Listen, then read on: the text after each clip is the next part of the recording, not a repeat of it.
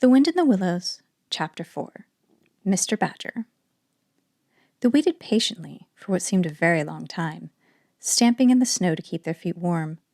At last they heard the sound of slow, shuffling footsteps approaching the door from inside.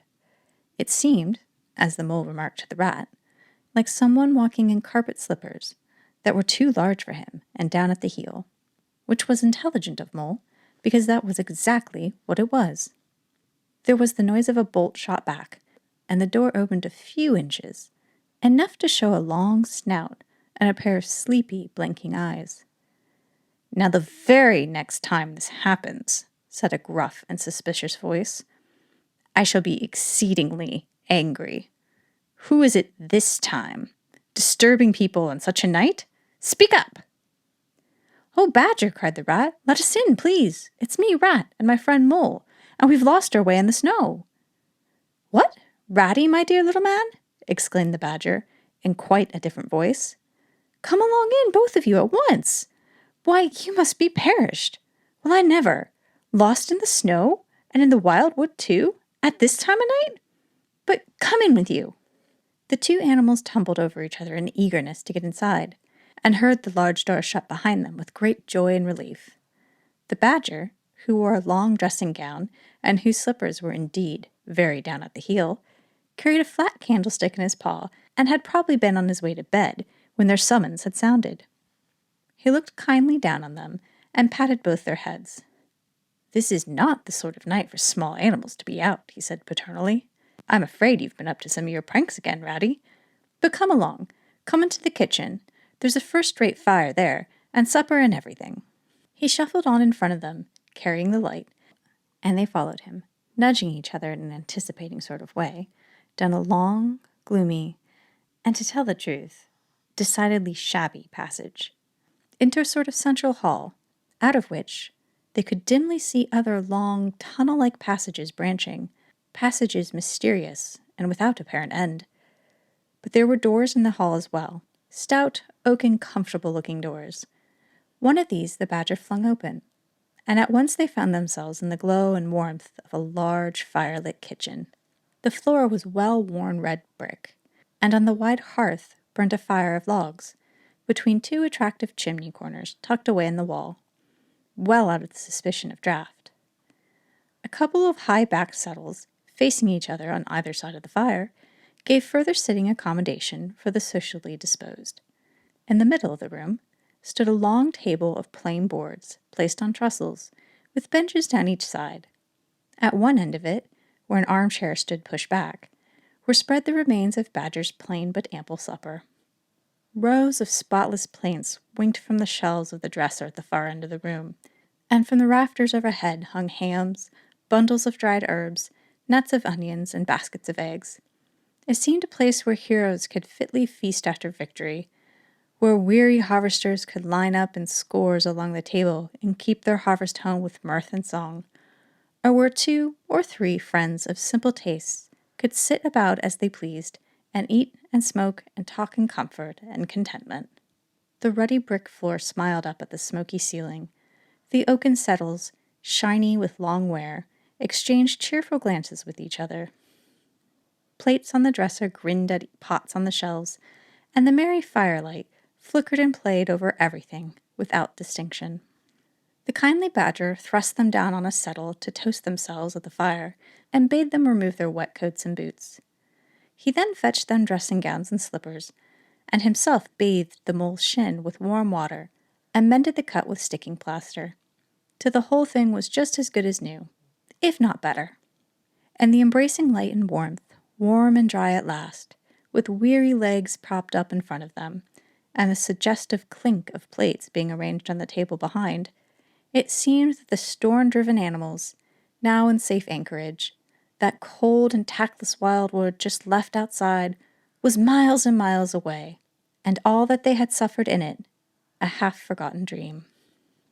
When at last they were thoroughly toasted, the Badger summoned them to the table, where he had been busy laying a repast. They had felt pretty hungry before, but when they actually saw at last the supper that was spread for them, really it seemed only a question of what should they attack first, where all was so attractive, and whether the other things would obligingly wait for them till they had time to give them attention. Conversation was impossible for a long time, and when it slowly resumed, it was the regrettable sort of conversation that results from talking with your mouth full. The badger did not mind that sort of thing at all, nor did he take any notice of elbows on the table or everybody speaking at once. As he did not go into society himself, he had got the idea that these things belonged to the things that didn't really matter.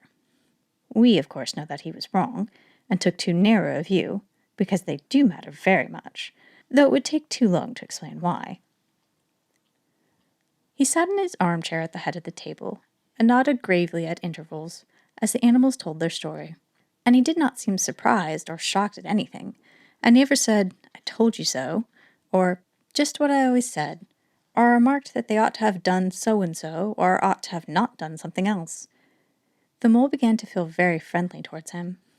When supper was really finished at last, and each animal felt that his skin was now as tight as decently safe, and by this time he didn't care a hang for anybody or anything, they gathered round the glowing embers of the great wood fire, and thought how jolly it would be sitting up so late, and so independent, and so full. And after they had chatted for a time about things in general, the badger said heartily, "Now then, tell us the news from your part of the world. How's old Toad going on?" "Oh, from bad to worse." "Oh, from bad to worse," said the rat gravely, while the mole, cocked up on a settle and basking in the firelight, his heels higher than his head, tried to look properly mournful. "Another smash-up only last week, and a bad one. You see, he will insist on driving himself, and he's hopelessly incapable. If only to employ a decent, steady, well-trained animal, pay him good wages, and leave everything to him, he'd get on all right. But no. He's convinced he's a heaven-born driver, and nobody can teach him anything, and all the rest follows." "How many has he had?" inquired the badger gloomily. "Smashes or machines?" asked the rat. "Oh, well, after all, it's the same thing with Toad. This is the 7th. As for the others, you know that coach house of his? Well, it's piled up. Literally piled up to the roof, with fragments of motor cars, none of them bigger than your hat. That accounts for the other 6, as far as they can be accounted for. He's been in hospital 3 times, put in the mole. And as for the fines he's had to pay, it's simply awful to think of." "Yes, and that's part of the trouble," continued the rat. "Toad's rich, we all know, but he's not a millionaire, and he's a hopelessly bad driver, and quite regardless of the law and order. Killed or ruined. It's got to be one of the two things sooner or later. Badger, we're his friends. Oughtn't we to do something?" The badger went through a bit of hard thinking. "Now look here," he said, at last, rather severely. "Of course you know we can't do anything now." His 2 friends assented, quite understanding his point. No animal, according to the rules of animal etiquette, is ever expected to do anything strenuous, or heroic, or even moderately active during the off-season of winter. All were sleepy, some actually asleep. All were weather-bound, more or less, and all were resting from arduous days and nights, during which every muscle in them was severely tested, and every energy kept at full stretch. "Very well, then," continued the badger. "But when once the year has really turned, and the nights are shorter, and halfway through them one rouses and feels fidgety and wanting to be up and doing by sunrise, if not before, you know." Both animals nodded gravely. They knew. "Well, then," went on the badger, "we, that is, you and me and our friend the mole here, will take Toad seriously in hand. We'll stand no nonsense whatsoever. We'll bring him back to reason by force if need be. We'll make him be sensible, Toad. We'll—" "You're asleep, rat." "Not me," said the rat, waking up with a jerk. "He's been asleep 2 or 3 times since supper," said the mole laughingly. He himself was feeling quite wakeful and even lively, though he didn't know why. The reason was, of course, that being naturally an underground animal by birth and breeding, the situation of Badger's house was exactly suited to him, and made him feel at home, while the rat, who slept every night in a bedroom the windows of which opened to a breezy river, naturally felt the atmosphere still and oppressive. "Well, it's time we were all to bed," said the Badger, getting up and fetching flat candlesticks. "Come along, you two. I'll show you to your quarters. And take your time tomorrow morning. Breakfast at any hour you please."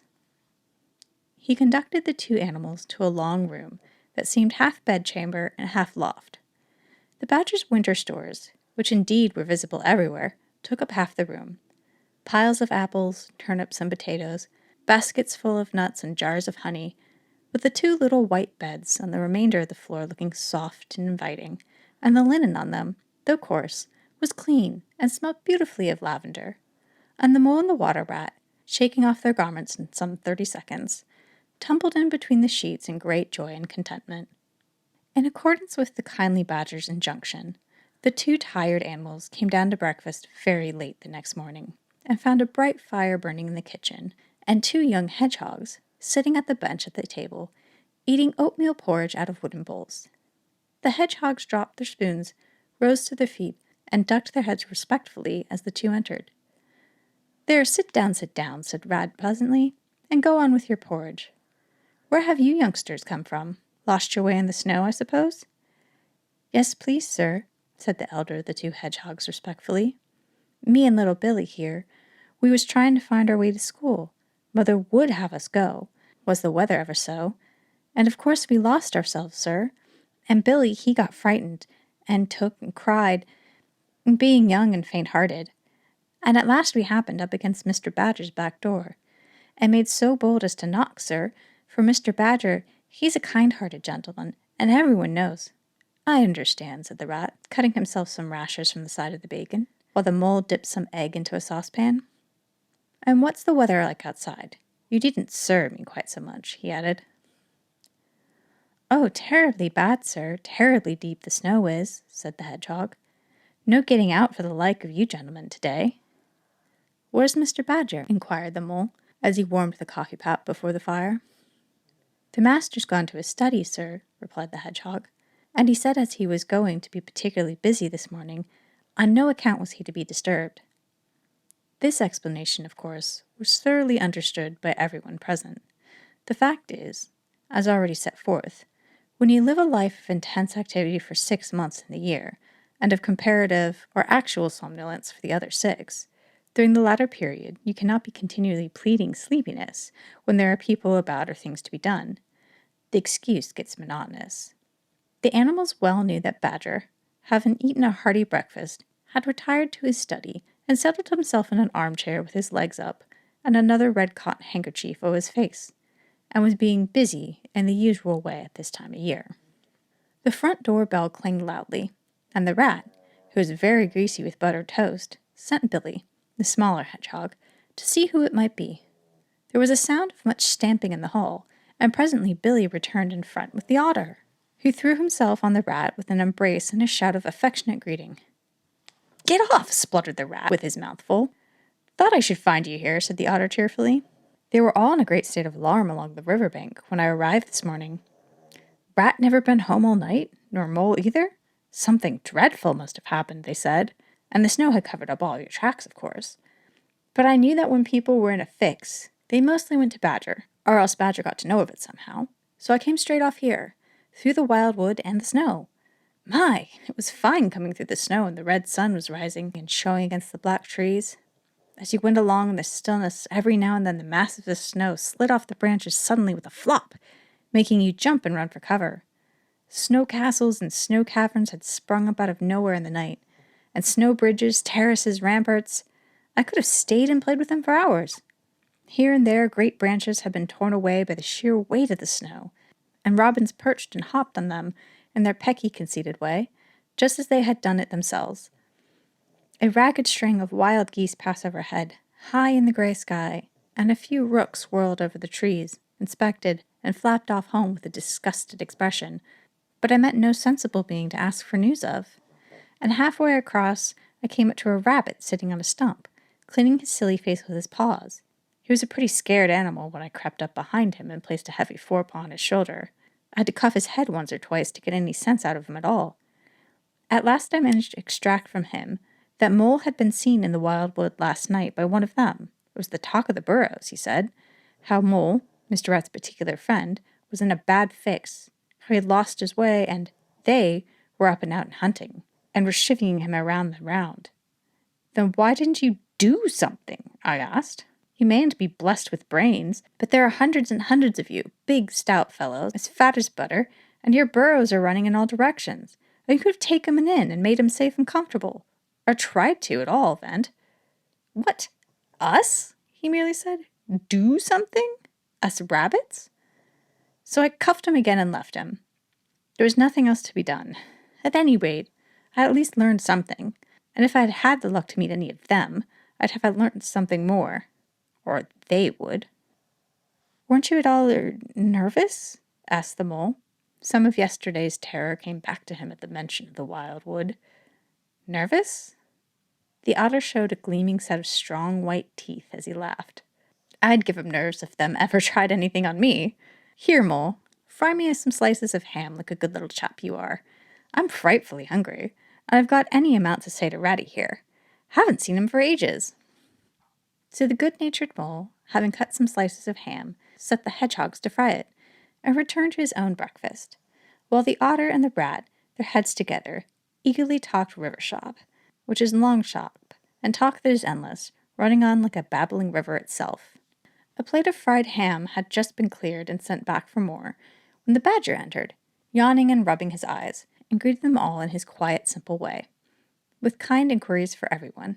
It must be getting on for luncheon time, he remarked to Otter. Better stop and have it with us. You must be hungry this cold morning. Rather, replied the otter, winking at the mole. The sight of these greedy young hedgehogs stuffing themselves with fried ham makes me feel positively famished. The hedgehogs, who were just beginning to feel hungry again after their porridge, and after working so hard at their frying, looked timidly up at Mr. Badger, but were too shy to say anything. Here, you two youngsters, be off home to your mother, said the badger kindly. I'll send someone with you to show you the way. You won't want any dinner today, I'll be bound. He gave them 6 pence apiece, and a pat on the head, and they went off with much respectful swinging of caps and touching of forelocks. Presently they all sat down to luncheon together. The mole found himself placed next to Mr. Badger, and as the other two were still deep in river gossip, from which nothing could divert them, he took the opportunity to tell Badger how comfortable and homelike it felt to him. Once well underground, he said, you know exactly where you are. Nothing can happen to you, and nothing can get at you. You're entirely your own master, and you don't have to consult anybody or mind what they say. Things go on all the same overhead, and you let 'em, and don't bother 'em. When you want to, up you go, and there things are, waiting for you. The badger simply beamed at him. That's exactly what I say, he replied. There's no security or peace and tranquility except underground. And then if your ideas get larger and you want to expand, why, dig and scrape and there you are. If you feel your house is a bit too big, you can stop up a hole or two, and there you are again. No builder, no tradesman, no remarks passed on you by fellows looking over your wall, and above all, no weather. Look at Rat now. Couple feet of flood water, and he's got to move into hired lodgings, uncomfortable, inconveniently situated, and horribly expensive. Take Toad. I say nothing against Toad Hall, quite the best house in the parts, as a house. But supposing a fire breaks out, where's Toad? Supposing tiles are blown off, or walls sink, or crack, or windows get broken, where's Toad? Supposing the rooms are drafty, I hate a draft myself, where's Toad? No, the up and out of doors is good enough to roam about and get one's living in, but underground to come back to at last. That's my idea of home. The mole assented heartily, and the badger in consequence got very friendly with him. When lunch is over, he said, I'll take you all around this little place of mine. I can see who'll appreciate it. You understand what domestic architecture ought to be, you do. After luncheon, accordingly, when the other two had settled themselves into the chimney corner and had started a heated argument on the subject of eels, the badger lighted a lantern and bade the mole follow him. Crossing the hall, they passed down one of the principal tunnels, and the wavering light of the lantern gave glimpses on either side of the room, both large and small, some mere cupboards, others nearly as broad and as imposing as Toad's dining hall. A narrow passage at right angles led them into another corridor, and here the same thing repeated. The mole was staggered at the size, the extent, the ramification of it all, at the length of the dim passages, the solid vaultings of the crammed store chambers, the masonry everywhere, the pillars, the archers, the pavements. How on earth, Badger, he said at last, did you ever find the time and strength to do all this? It's astonishing. It would be astonishing indeed, said the Badger simply, if I had done it, but as a matter of fact I did none of it, only cleared out the passages and chambers, as far as I had need of them. There's lots more of it all around about. I say you don't understand, and I must explain to you.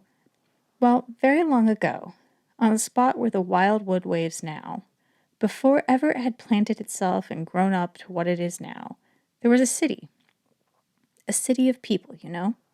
Here, where we are standing, they lived and walked and talked and slept and carried on their business. Here they stabled the horses and feasted. From here they rode out to fight or drove out and trade. They were powerful people and rich and great builders. They built to last, for they thought their city would last forever. But what became of them all? Asked the mole. Who can tell? Said the Badger. People come, they stay for a while, they flourish, they build, and then they go. It is their way, but we remain. There were badgers here, I've been told, long before the same city ever came to be, and now that there are badgers here again, we are an enduring lot, and we may move out for a time, but we wait, and we're patient, and come back again, and so it will ever be. Well, and when they went at last, these people? Said the mole. When they went, continued the Badger, the strong winds and persistent rains took the matter in hand, patiently, ceaselessly, year after year. Perhaps we badgers, too, in our small way, helped a little. Who knows? It was all down, down, down, gradually. Ruin and leveling and disappearance. Then it was all up, up, up gradually, as seeds grew to saplings and saplings into forest trees, and the bramble and the fern creeping in to help. Leaf mold rose and obliterated. Streams in the winter freshets brought sand and soil to clog and to cover, and in the course of time our home was ready for us again, and we moved in.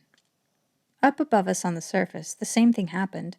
Animals arrived, liked the look of the place, took up their quarters, settled down, spread, and flourished. They didn't bother themselves about the past. They never do. They're too busy. The place was a bit humpy and hillocky naturally, and full of holes, but that was rather an advantage.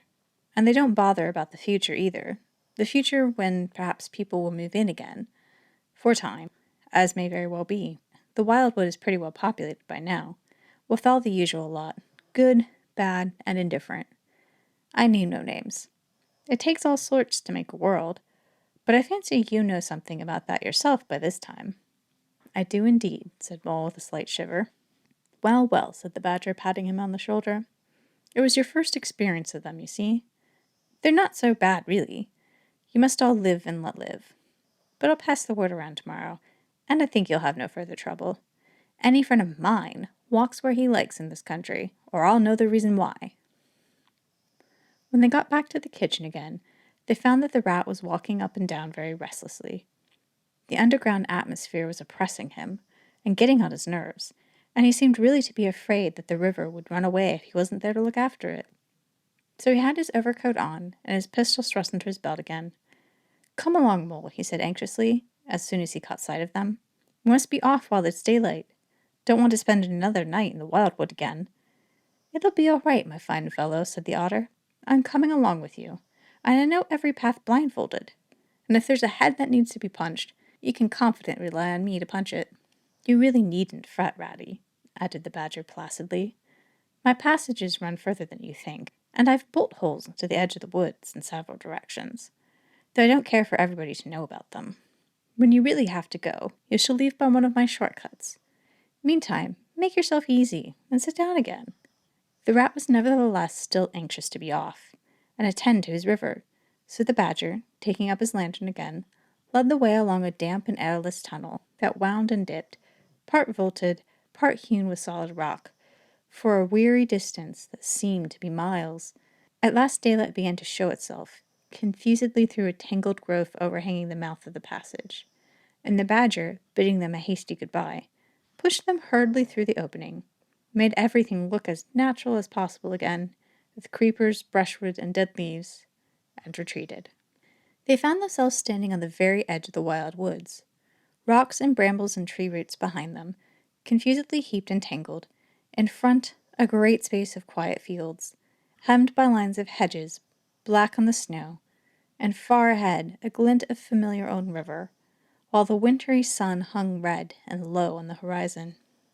The otter, as knowing all the paths, took charge of the party, and they trailed out in a bee line for a distant stile.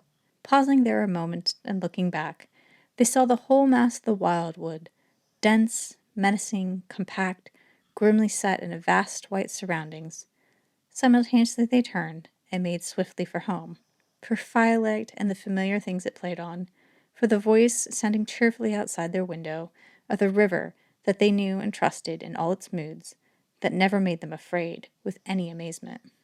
As he hurried along, eagerly anticipating the moment when he would be at home again, among the things he knew and liked, the mole saw clearly that he was an animal of tilled field and hedgerow, linked to the plough furrow, the frequented pasture, the lane of evening lingerings, the cultivated garden plot.